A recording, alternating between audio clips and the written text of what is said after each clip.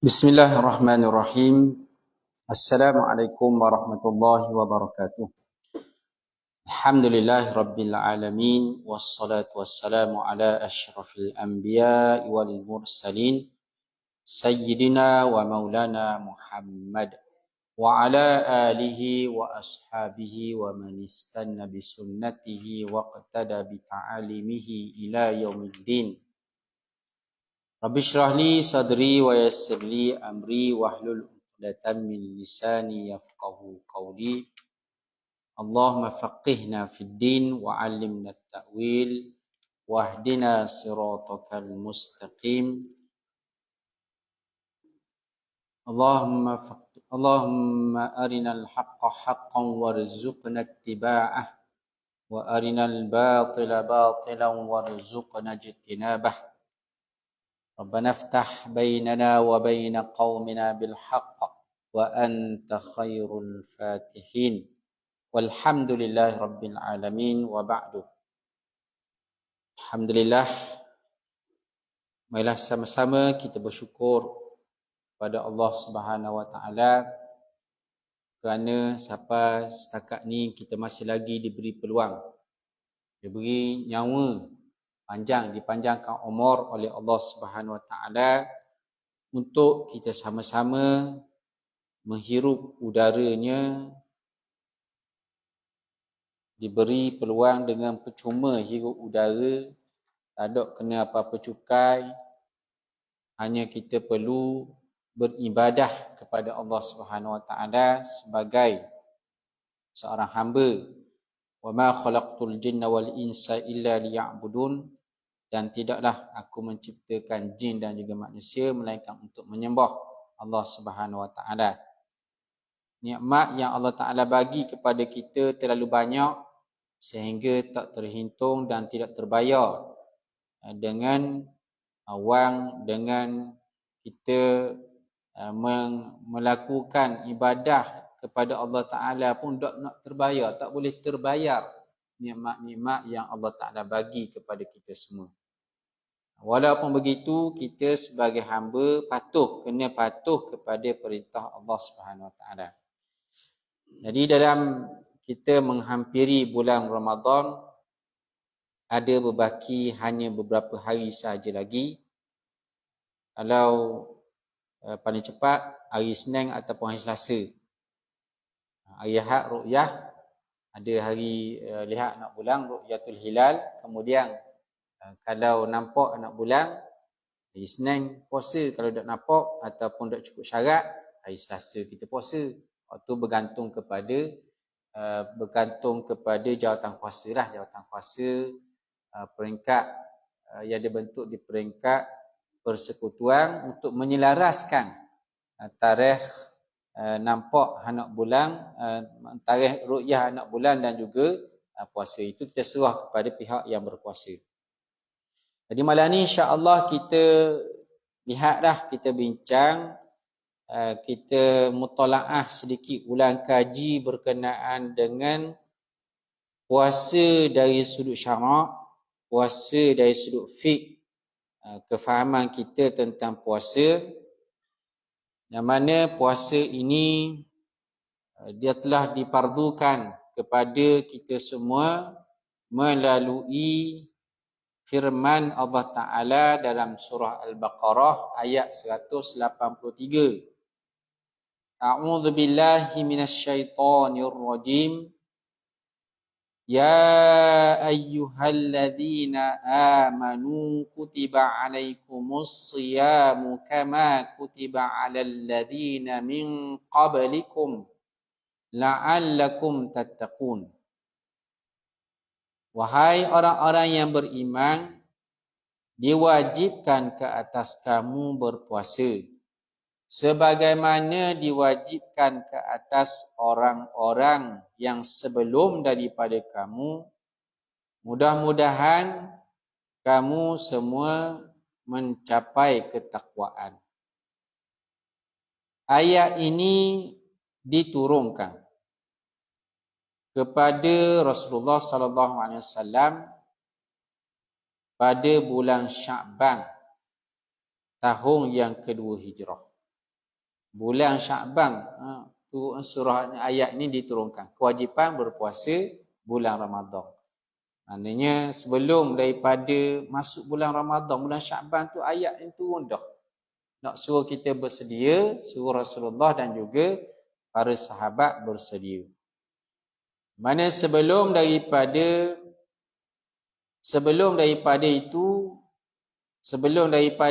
bulan Sya'ban ini diturunnya ayat tentang kewajipan puasa bulan Ramadan pada bulan Sya'ban, Rasulullah sallallahu alaihi wasallam berpuasa setiap bulan.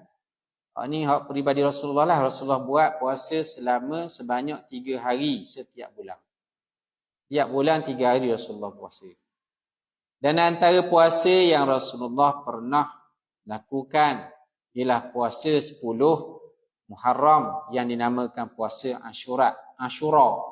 Ashura yang merujuk kepada Ashirah yang ke-10. Ashura ialah puasa hari yang ke-10 daripada bulan Muharram.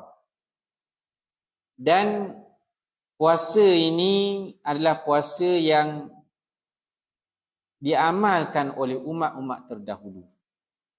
Dan dalam ayat ini Allah Ta'ala sebut tentang kewajipan puasa ni bukan untuk umat Muhammad sahaja. Umat terdahulu pun Allah Ta'ala wajibkan puasa juga.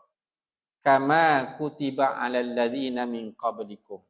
Puasa ni diwajibkan sebagaimana diwajibkan ke atas umat-umat yang terdahulu sebelum daripada kamu.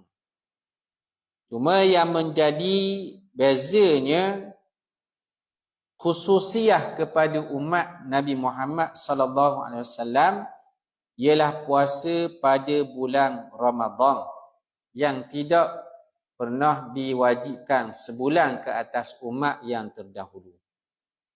Jadi dari sudut asasnya puasa ada juga pada umat terdahulu. Cuma istimewanya kita umat akhir zaman ni, umat Nabi Muhammad disuruh berpuasa pada bulan Ramadan sebanyak 30 hari ataupun sebulan lah, tak semestinya 30 hari. Dan Rasulullah sallallahu alaihi wasallam dengan turunnya ayat kefarduan puasa bulan Ramadan pada tahun 2 Hijrah ini, Rasulullah sallallahu alaihi wasallam berpuasa sebanyak 9 kali bulan Ramadan. 9 kali bulan Ramadan Rasulullah puasa. 9 kali. Dan mengikut setengah riwayatnya 9 kali ini hak penuh Rasulullah puasa penuh 30 hari, silapnya hanya 2 tahun je. Hak lain kurang. Kena tu semula lah. Kena sahih semula. Mana 2 kali saja Rasulullah berpuasa 30 hari. Dan lain itu baki Rasulullah berpuasa 29 hari. Sebab 29 hari itu adalah paling kurang dalam Islam 1 bulan. 1 bulan ialah 29 ataupun 30 hari. Tak ada 31 hari dalam Islam, dalam kalender Islam. Sama ada 29 ataupun 30. Berbeza dengan kalender Masihi, ada 28 bulan Februari, tahun ni bulan Februari 29. Ada 30, ada 31. Jadi kita anggaplah ayat yang diturunkan oleh Allah Subhanahu Wa Taala ni adalah suatu perintah yang berbentuk perintah ta'abbudi. Maksud perintah ta'abbudi sebab apa Allah Taala suruh berpuasa bulan Ramadan, tak bulan lain. Tak cari bulan Sya'ban ke ataupun bulan-bulan yang sejuk ke. Bulan Ramadan ni kerana apa? Bulan Ramadan ni nama dia Ramadan. Orang Arab dia letak nama bulan Ramadan yang berasal daripada kalimah Ar-Ramda. Ar-Ramda ni ialah panas yang membahang. Panas yang membakar. Sehinggalah bila sampai bulan ni mereka namakan bulan ini bulan Ramadan. Merujuk kepada panas, cuaca yang panas. Dengan sebab cuaca panas lah masa tu kebetulan. Dan juga dengan sebab Ramadan ni panas yang membakar, ulama-ulama kata kerana berpuasa ni boleh membakar segala dosa-dosa yang kita lakukan. menghapuskan dosa-dosa yang kita lakukan sepanjang setahun yang berlalu. Sebagaimana Rasulullah sallallahu alaihi wasallam menyebut, man shoma Ramadan imanan wa ihtisaban ghufira lahu ma taqaddama min zambihi. Siapa-siapa yang berpuasa pada bulan Ramadan, puasa bulan Ramadan itu bukan kerana kena paksa, tapi dengan keimanan, dengan penuh percaya, dengan penuh yakin dengan perintah Allah Ta'ala. Bukan dengan sebab, oleh kerana puasa ni ada hikmat, ni nak tengok hikmat dulu. Bukan kerana tu. Bukan kerana dia tengok di sebalik puasa ni adanya benda-benda yang menguntungkan badan manusia, yang menguntungkan diri orang yang berpuasa. Bukan kerana itu. Tapi kita kena letak bila perintah Allah Ta'ala perintah, di sana kita ni sebagai hamba hanya perlu patuh tanpa banyak soal. Samalah juga dalam perintah-perintah Allah yang lain. Allah Ta'ala suruh solat, kita solat tanpa perlu mencari awal-awal tu nak cari dulu apa hikmat solat. Tak, kita terus solat. Allah Ta'ala suruh kita mengeluarkan zakat, kita pun cari sebab apa kena keluar zakat. Nak tengok, nak tahu hikmat dulu baru nak keluar. Tidak. Mana zakat ni dia boleh menyelamatkan harta daripada musnah. Sebab dalam kefarduan zakat ni Rasulullah sallallahu alaihi wasallam pernah didatangi oleh seorang sahabat yang mana berlaku satu peristiwa, seorang sahabat Nabi belayar. Dia belayar, tiba-tiba marinya angin kencang dekat laut. Mana kapal yang dinaikinya tenggelam dan semua harta benda yang dibawanya tenggelam. Lalu dia pun mengadulah Rasulullah.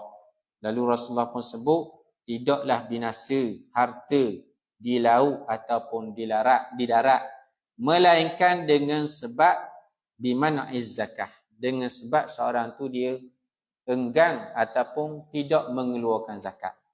Dengan sebab tak keluarkan zakat, harta benda boleh jadi musnah, boleh jadi binasa, boleh dirosakkan oleh makhluk Allah Ta'ala yang bernama angin, yang bernama api, yang bernama makhluk-makhluk serangga, belalang, tikus dan sebagainya. Makhluk-makhluk perosak Allah Ta'ala hantar. Kerana Rasulullah sebut, harta benda di darat dan di laut ni tidak binasa melainkan dengan enggan mengeluarkan zakat. Lalu Rasulullah pun kata, bentenglah, jagalah harta benda kamu dengan memperbanyakkan zakat, dengan mengeluarkan zakat. Keluar zakat boleh memelihara harta benda kita. Kemudian Rasulullah sallallahu alaihi wasallam menyebut lagi, dan rawatlah orang-orang yang sakit di kalangan kamu dengan cara bersedekah.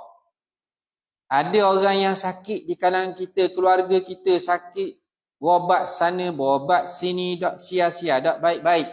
Rasulullah kata antara caranya ialah dengan bersedekah.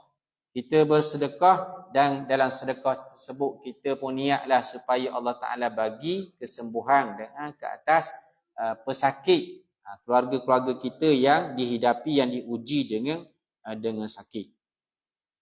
Jadi dengan sedekah itulah kita dapat merawat penyakit-penyakit yang ada di kalangan kita. Kemudian itu zakat. Mana kita tak perlulah cari apakah hikmat di sebalik setiap perintah Allah. Dan puasa ini termasuk dalam rukun Islam. Sebagaimana rukun Islam yang lain lah. Ada 5 rukun Islam. Yang pertama mengucap 2 kalimah syahadah. Kemudian mendirikan solat 5 waktu. Puasa bulan Ramadan. Kemudian haji. Dan juga ada tinggal tak? Zakat. Zakat dan juga haji. Jadi 5 rukun Islam yang mana wajib ke atas kita semua menyempurnakan perintah Allah Subhanahu Wa Taala ini, yang mana hanya berbilangan sebanyak 29 ataupun 30 hari sahaja. Tak banyak. Tak, mana tidaklah siapa kita ni tak mampu melakukan perintah Allah. Allah Ta'ala perintah kita buat, Allah Ta'ala maha mengetahui memang perintah Allah Ta'ala ni mampu kita buat. Perintah yang wajib ni mampu kita buat. Contohnya puasa. Contohnya solat. Contohnya zakat. Contohnya dalam bab lain, dalam bab munakahat. Cari wali, cari saksi. Benda yang mampu dilakukan oleh manusia, oleh orang-orang Islam. Dalam bab permuamalat. Dalam bab jual beli, redha meredai antara penjual dan juga pembeli. Dalam bab kita bincang dalam bab muamalat yang sedang kita baca dalam kitab matlaq yang kita baca itu.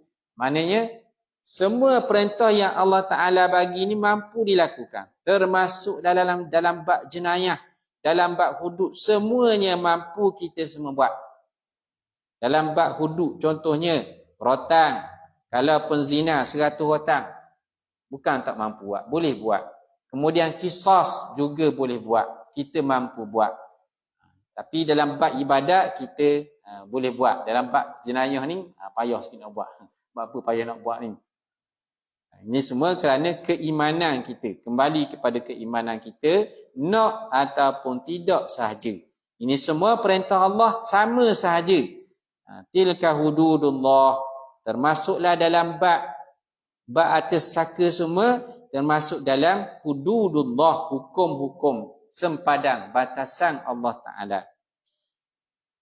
Kemudian dari sudut hukum puasa bulan Ramadan ini, dengan turunnya ayat ini, secara ulama telah menyimpulkan ayat ini menunjukkan wajibnya puasa bulan Ramadan. Dengan sebab perkataan dalam ayat Quran ini 183 daripada surah Al-Baqarah disebut kutiba. Kutiba ni maksudnya diwajibkan, dituliskan, dinaskan, diwajibkan ke atas kamu.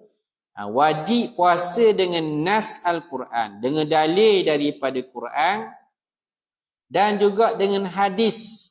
Ada hadis yang mewajibkan puasa bulan Ramadan. Iaitulah hadis berkenaan dengan binaan Islam. Buniyal Islamu ala khamsin. Dibina Islam itu atas 5 perkara. Syahadati an la ilaha illallah. Syahadah, bersaksi bahawasanya tiada Tuhan melainkan Allah dan Muhammad itu adalah pesuruh Allah. Wa iqamis salah, mendirikan salat. Wa itaiz zakah, mengeluarkan zakat. Wa hajjil bait, haji ke Baitullah. Wa saumi Ramadan, dan juga puasa bulan Ramadan. Hadis riwayat Bukhari. Yang kedua, dalil kepada kewajipan puasa bulan Ramadan. Kemudian seterusnya, selain daripada Quran dan hadis, sepakat ulama, ijma' ummah.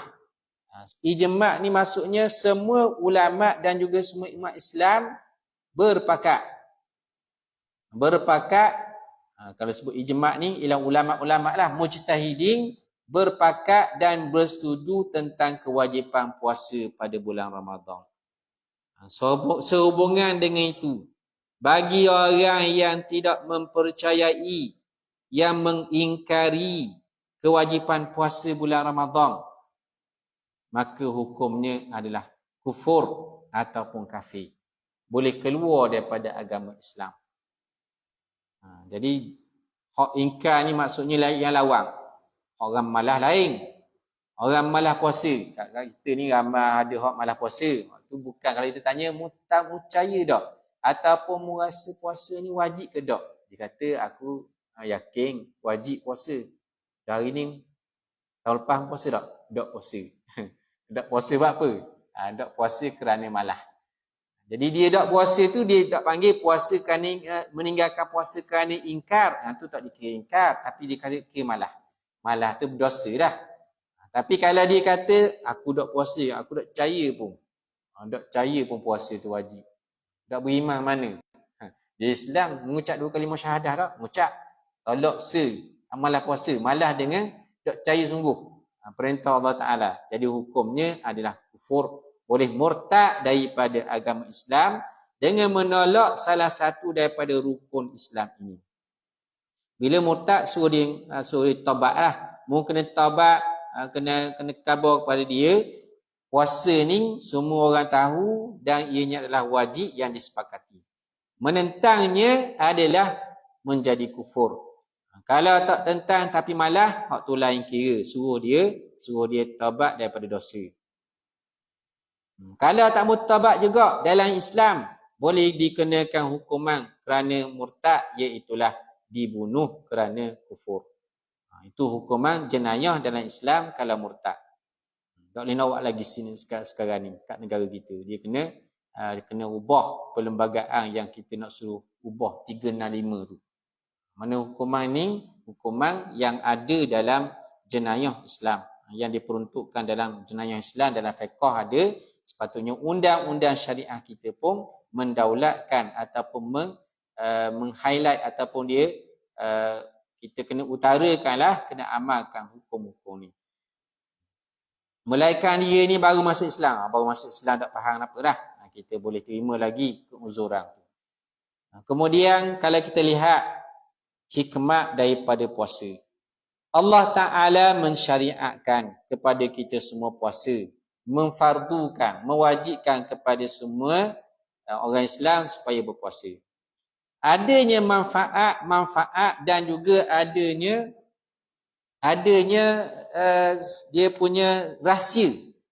Antara benda yang boleh kita dapat tangkap ataupun dapat kita ambil manfaat, kita fahami, yang boleh difahami oleh akal kita, ialah manfaat kembali kepada memperkukuhkan akidah.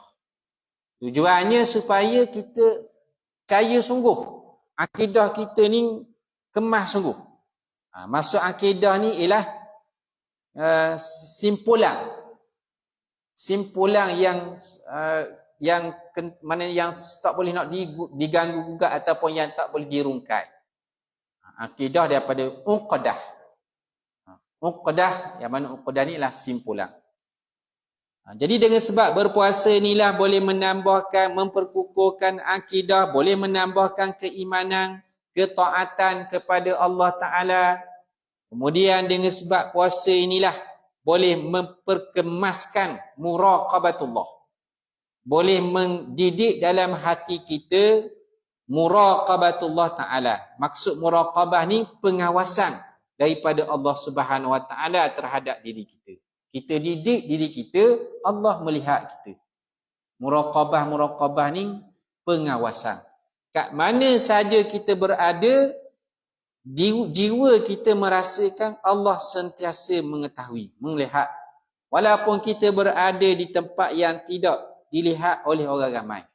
Kita boleh je buat masuk sekuk mancis contohnya tak, buat masuk biskut dalam tanah, tak dalam poket, buka, tak ada orang tengok. Tetapi dengan sebab adanya ibadah puasa ni, bagi orang yang mematuhi perintah Allah, berpuasa kerana Allah Ta'ala, dia mendidik untuk kita merasakan Allah sentiasa memerhatikan kita. Kemudian sebahagian daripada hikmat ini merujuk kepada ibadah. Jadi puasa ni adalah ibadah. Selain daripada memperkuatkan akidah, memperkuatkan kita perasaan muraqabatullah, ibadat. Puasa ni adalah satu-satunya di antaranya ialah ibadat. Ibadat yang dipenuhi dengan amalan-amalan ketaatan yang lain, dan juga amalan-amalan yang mendekatkan diri kita kepada Allah Subhanahu Wa Taala. Kita bukan saja puasa, lepas tu jaga. Puasa ni jaga makan minum. Jaga daripada perkara-perkara yang membatalkan puasa. Tak makan, tak minum, tidak melakukan benda-benda yang membatalkan puasa yang lain, bersetubuh antaranya ataupun memasukkan sesuatu dalam rongga-rongga. Kita kawal semua, termasuklah kalau kita mandi pun jaga-jaga mandi tak. Mandi nyelang dalam air pun jaga-jaga. Tambuh masuk air dalam telinga. Ataupun kalau kita korek hidung ke, korek telinga ke, jaga-jaga semua. Kalau kita koma dalam puasa pun, istinsyak masuk air dalam hidung, mana berhati-hati. Kita buat satu benda ketaatan tu dalam keadaan berhati-hati. Dan juga mencapai makna ubudiyah yang sempurna untuk Allah Ta'ala dalam mematuhi segala perintahnya. Jadi kita menunjukkan kehambaan kita yang betul, yang sungguh-sungguh di bulan Ramadan. Sanggup berlapar. Sanggup berlapar walaupun ada orang di rumah adanya dalam peti, dok dah sahur contohnya tak. Dok dah sahur, simpan dah ni untuk sahur malam tu. Simpan-simpan untuk sahur, benda ada makanan sedap-sedap kambing kami bakar ada. Lepas tu nasi arak pula. Nasi arak kami bakar, lepas tu ada sup pula. Selera ni nak bangun sahur esok. Bila bangun-bangun 6:30 dah. 6:30 dah learning, 6:30 dah ni masuk orang subuh dah. Tapi oleh kerana kita ni nak mengatakan kita ni memang ikhlas sungguh beribadat, puasa ni kerana Allah Ta'ala, dok ngelak walaupun sikit pun. Dok ambil buka peti, dok petak ambil tok dalam lidah, tok atas lidah. Dok rasa nak curi-curi makan, walaupun dia kata gelak lagi, buat lolok. Dok juga, buat lolok pun hati dia pun rasa Allah memerhatikan, dan itulah antara tanda kita mencapai kehambaan kita yang sempurna kepada Allah Ta'ala dalam kita mengiltizam, dalam beriltizam dengan perintah Allah Ta'ala dan menjauhi larangannya. Termasuklah kita ni kena jaga, sebab dalam adab-adab puasa ni jaga pantang larang, jaga adab-adab, tidak balah, tidak mengangkat suara. Dalam ketika berpuasa ni orang ajak balah, kita pun kena relax, kena buat tenang-tenang. Ni kita jaga antara hikmat puasa. Walaupun dalam memenuhi nafsu yang terhadap benda-benda yang harus, benda-benda yang boleh buat tapi kita kurangkan. Contohnya cakap sembang-sembang, kita kurangkan bulan Ramadan. Kita isi dengan berzikir. Dan sebahagian daripada hikmat puasa ni kembali kepada tarbiyah. Tujuannya untuk tarbiyah, mendidik jiwa dan juga melembutkan hati dan juga perasaan kita. Terutamanya kita melihat saudara-saudara kita, orang-orang miskin yang tak mampu untuk hidup bermewah. Hidupnya sekadar untuk makan minum, kai pagi, kai petang, makan petang. Ada kai-kai dok dimakan terus pun ada juga. Jadi kita rasa itulah dia antara perasaan yang dirasai oleh orang-orang miskin, oleh orang fakir, kekurangan makanan, sehinggalah kita rasa Allah kalau ginilah tiap-tiap hari kita buat ni. Ni baru sebulan dah, baru sebulan. Mana nak jumpa ke buka puasa tu sakit perut lah, mana sakit perut lapar perut, tak sapalah bila nak buka tengok jam sama. Jadi orang miskin ni macam mana? Macam orang miskin yang berada di negeri Palestin hari ni. Yang mana kita lihat mereka ni makan rupuk. Mana ni video siapa dalam Facebook hari ni makan ambil rupuk, dia kunyah makan rupuk. Dia kata ni aku makan rupuk ni sebab tak ada makanan lain dah. Tak ada makanan lain. Bayangkan itu belum lagi bulan puasa. Kalau bulan puasa dak tahulah makan benda.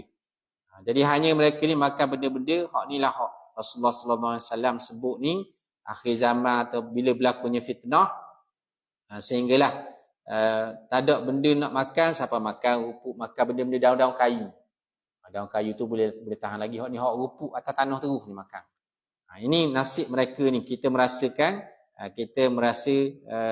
merasakan kesusahan yang dihadapi oleh orang yang susah, orang fakir miskin. Kemudian di samping itu kita boleh menyusun semula sistem pemakanan yang kita selama ni ranggah makanan dok kira masa. Waktu siang hari kita dok wirahat dah ke perut. Daripada pagi sampai ke malam tak berhenti-berhenti makan.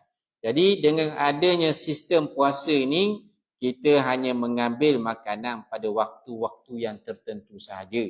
Maknanya kita memberi rehat kepada perut kita yang perlu rehat. Mana perlu kepada rehat, dan Allah Ta'ala Maha mengetahui perut kita perlu rehat juga. Jangan sepanjang masa kita berjalan. Macam kilang pun dia ada shutdown lah.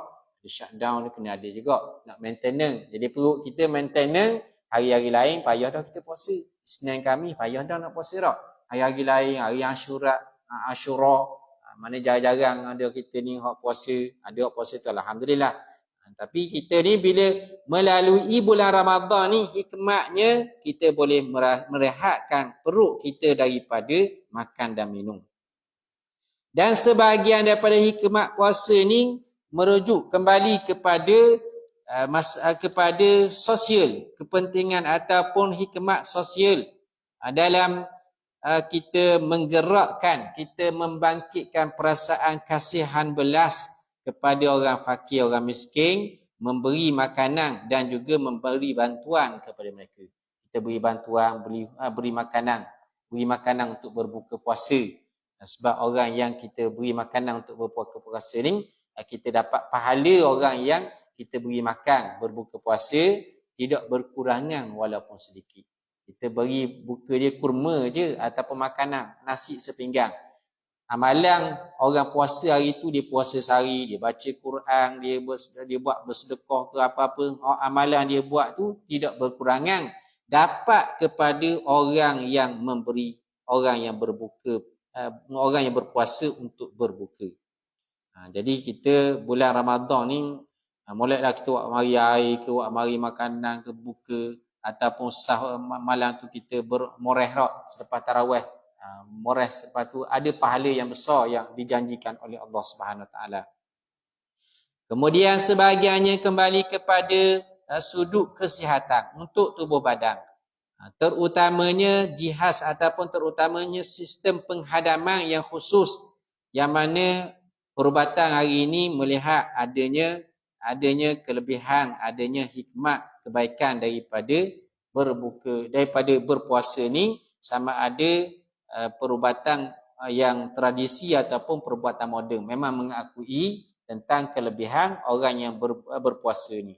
Sumu tasihu. Yang mana Rasulullah SAW sebut, puasalah kamu, nescaya kamu akan sihat tubuh badan. Kamu akan mendapat kesihatan. Jadi kita malam ni cukup sekadar tu. Kita dah nak tengok dah hukum akal tu. Hanya sekadar melihat mukadimah lah sebahagian daripada hukum dan juga hikmat daripada puasa. Hal lain tu insya-Allah kita bincang semula dah dalam pertemuan kita di dalam solat tarawih ataupun dalam qiyam di malam-malam bulan Ramadan. Jadi mudah-mudahan kita semua diberi kekuatan dan juga mendapat manfaat, diampunkan dosa, antaranya mendapat rahmat, diampunkan dosa dan juga selamat ataupun merdeka daripada api neraka apabila kita keluar daripada bulan Ramadan. Kita dapat bersihkan dosa-dosa yang kita lakukan sebelum daripada ni. Wallahu a'lam, kita berhenti sekadar tu dulu. Allah manfa'na bima 'allamtana, rabbi 'allimna ma yanfa'una wa zidna ilma. Wa sallallahu ala sayyidina Muhammad wa ala alihi wa sahbihi wa sallam walhamdulillahi rabbil alamin. Assalamualaikum warahmatullahi wabarakatuh.